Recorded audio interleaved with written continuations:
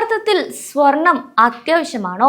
നമ്മൾ സമ്പാദിക്കുന്ന പണം മുഴുവൻ ഇങ്ങനെ സ്വർണത്തിൽ കൊണ്ടുപോയി നിക്ഷേപിക്കേണ്ട ആവശ്യമുണ്ടോ? ഈ ഒരു ചോദ്യത്തിന് പലർക്കും പല മറുപടിയായിരിക്കും ഉണ്ടാവുക. എന്നാൽ ഒരു വിഭാഗം ആളുകളെ സംബന്ധിച്ച് സ്വർണം എന്നത് വെറുമൊരു ആഭരണമല്ല, അതൊരു അസറ്റാണ്. കാരണം നമ്മൾ ഉണ്ടാക്കുന്ന സമ്പാദ്യം സുരക്ഷിതമായി വെക്കാൻ മിക്ക ആളുകളും ഇപ്പോഴും ആശ്രയിക്കുന്നത് സ്വർണത്തെയാണ്. എന്നാൽ കഴിഞ്ഞ കുറച്ച് മാസങ്ങളായി സ്വർണ്ണ വിലയിൽ ഉണ്ടായ ചില മാറ്റങ്ങൾ പലരെയും ആശങ്കയിലാക്കിയിട്ടുണ്ട്. ജനുവരിയിൽ കുതിച്ചുയർന്ന വില ജൂൺ ആയപ്പോൾ താഴ്ന്നു. എന്നാൽ എന്താണ് ഇതിന് പിന്നിലെ കാരണം? ഇനി വരാനിരിക്കുന്ന മാസങ്ങളിൽ സ്വർണ്ണ വിപണിയുടെ ഗതി എന്തായിരിക്കും തുടങ്ങിയ കാര്യങ്ങളിൽ വേൾഡ് ഗോൾഡ് കൗൺസിലിന്റെ ഏറ്റവും പുതിയ റിപ്പോർട്ടിന്റെ അടിസ്ഥാനത്തിലാണ് ഈ ഒരു വീഡിയോ ചെയ്യുന്നത്. 2026 തുടക്കത്തിൽ സ്വർണ്ണവില എക്കാലത്തെയും ഉയർന്ന നിരക്കിലായിരുന്നു. ഏകദേശം $5,500 വരെ എത്തിയ സ്വർണം ജൂൺ അവസാനമായപ്പോഴേക്കും $4,000 താഴ്ന്നു. ഏകദേശം 7% ഇടിവാണ് ഇവിടെ ഉണ്ടായിട്ടുള്ളത്. ഇതോടെ തന്നെ പലരും വിധി എഴുതിയിരുന്നു സ്വർണത്തിന് ഇനി നിലനിൽപ്പില്ല എന്ന്. ഇനിയും സ്വർണ്ണവില കുറഞ്ഞ് വീഴുമെന്നും പറഞ്ഞിരുന്നു. എന്നാൽ വാസ്തവത്തിൽ അതല്ല ഇവിടെ നടക്കുന്നത്.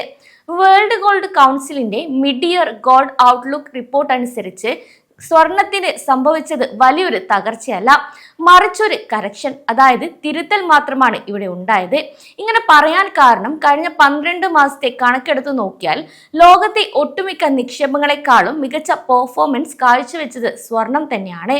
ബോണ്ടുകൾ, ഓഹരികൾ, മറ്റ് ചരക്കുകൾ എന്നിവയുമായി കമ്പയർ ചെയ്യുമ്പോൾ സ്വർണത്തിന്റെ സ്ഥാനം മുകളിൽ തന്നെയാണ് ഇപ്പോഴും ഉള്ളത്. കൂടാതെ താൽക്കാലികമായ ഈ ഒരു ഇടിവ് കണ്ട് ആരും പരിഭ്രമിക്കേണ്ട ആവശ്യവുമില്ല എന്നതാണ് ഈ റിപ്പോർട്ടുകളിൽ നിന്നും മനസ്സിലാക്കേണ്ടതും. ഇനി എന്തുകൊണ്ടാണ് പെട്ടെന്ന് സ്വർണ്ണവില ഇടിഞ്ഞത് എന്ന് നോക്കാം. ഇതിന് പ്രധാനമായും 2 കാരണങ്ങളാണ് പറയുന്നത്. അതായത് ഒന്ന് ആഗോളതലത്തിൽ സാമ്പത്തിക രംഗത്തുണ്ടായ മാറ്റങ്ങളും 2 നിക്ഷേപകരുടെ മനോഭാവമാണ്. ഒപ്പം യുഎയിലെ പ്രവാസികൾ ശ്രദ്ധിക്കേണ്ട മറ്റൊരു കാര്യം കൂടെയുണ്ട്. അതായത് സ്വർണ്ണവില ഇപ്പോൾ ഏഷ്യയിലെ വിപണികളുടെ നീക്കങ്ങളെ ആശ്രയിച്ചാണ് ഇരിക്കുന്നത്. ജനുവരിയിലെ ആ ഒരു വലിയ കുതിപ്പിന് ശേഷം ലാഭമുണ്ടാക്കാൻ പലരും സ്വർണം വിറ്റു. എന്നാൽ ഇതും വില താഴ്ന്നതിന് കാരണമായിട്ടുണ്ട്. മറ്റൊന്ന് US ഇറാൻ സംഘർഷം പോലുള്ള പ്രശ്നങ്ങൾ ഉണ്ടായപ്പോൾ സ്വർണത്തിന്റെ ചാഞ്ചാട്ടം 50% മുകളിൽ വരെ പോയി.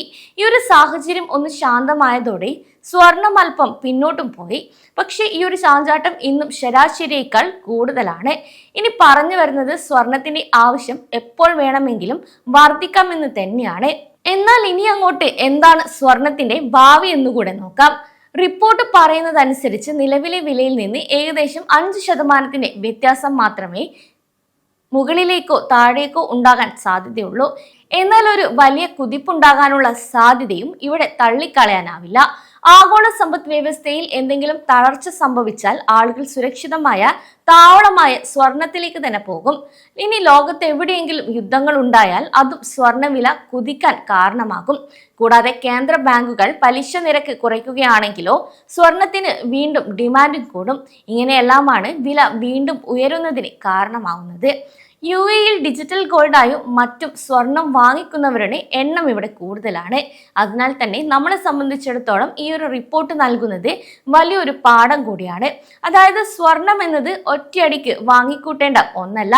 അതുപോലെ വിപണിയിലെ ചെറിയ ഇടിവുകളെ കണ്ട് ഭയം നോടുകയുമല്ല ഇവിടെ വേണ്ടത്.